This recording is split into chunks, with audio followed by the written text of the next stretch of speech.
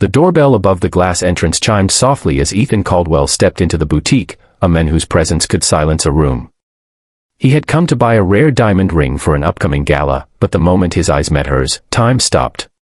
The young woman behind the counter, her posture, her eyes, the gentle curve of her smile, she looked exactly like his ex-wife, Alyssa, the woman he'd lost years ago and never stopped thinking about.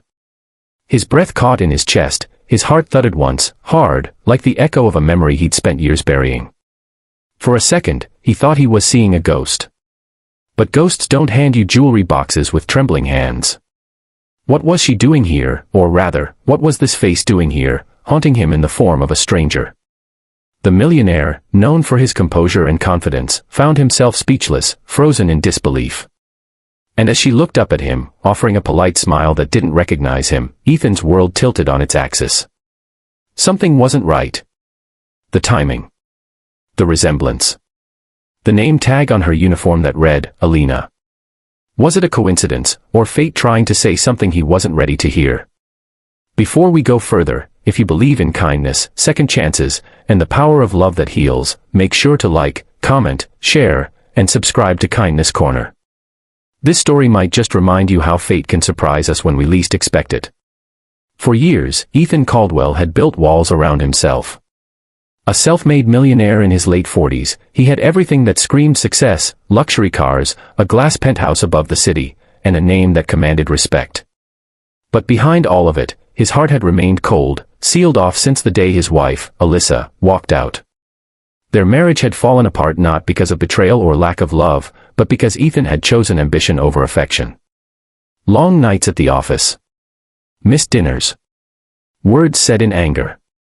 And then, one evening, she had simply left a note, "I hope you find what you're looking for." He never did. Years passed, and the ring he once bought for her anniversary still sat in a drawer, untouched, like his heart. Until that day, when a saleswoman with her same face and voice shattered his calm in a jewelry store. The boutique glimmered with soft gold light, filled with the scent of polished glass and faint perfume. Alina, the young woman who resembled his ex-wife, was helping him with choices, unaware of the storm inside him. Every word she spoke made him flinch, not because of what she said, but because it sounded exactly like her. Even the way she tucked a loose strand of hair behind her ear, the same gesture Alyssa used to make when she was thinking. He wanted to ask her questions, where she was from, what her story was, if she had someone in her life. But he couldn't. How do you tell a stranger she looks like the woman who broke you and taught you love in the same breath?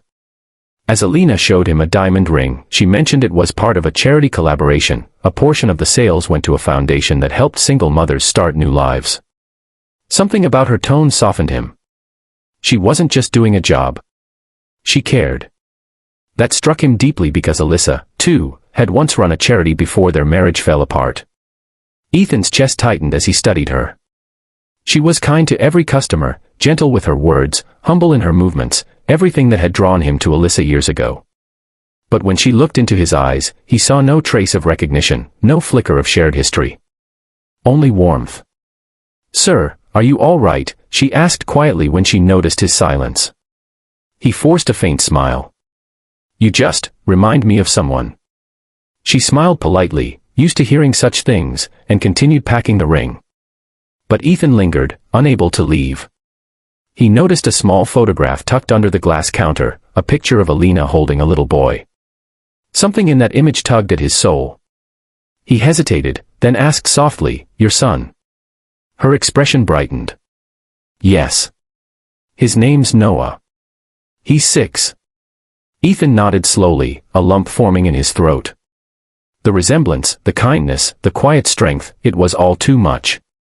He thanked her, took the ring, and walked out into the city's winter wind. But her face stayed in his mind like a melody that refused to fade. That night, Ethan couldn't sleep. The image of Alina, and that small boy, replayed endlessly in his head. Something about her story felt unfinished, as if fate had placed her in his path for a reason. The next day, he found himself driving past the boutique again, just to see her through the window. She was laughing with a coworker, alive, real, human. Not a ghost. And in that moment, he realized something he hadn't felt in years, hope. He began visiting the boutique more often, each time under some excuse. A gift for a client. A necklace for a fundraiser. He never crossed a line, never confessed the real reason he came. But Alina began to notice. She'd tease him lightly about being a loyal customer. What she didn't know was that every visit helped Ethan heal a little more, not because she was Alyssa, but because she wasn't.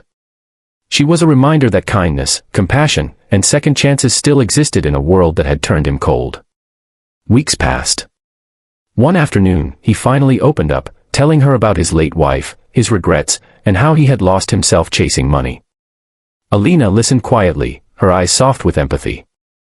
Then, after a pause, she said something that changed everything.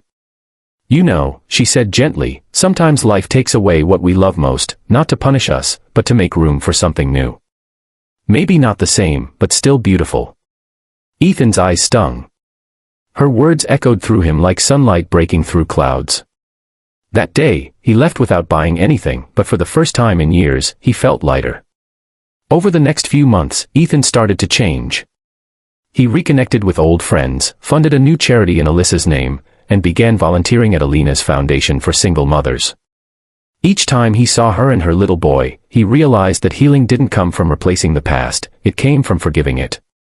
And though Ethan and Alina's story never turned romantic, it became something far more meaningful, a friendship built on understanding, empathy, and the quiet grace of second chances. If this story touched your heart, please like, share, and subscribe to Kindness Corner, because sometimes, one small act of compassion can change someone's entire world. And before you go, comment below.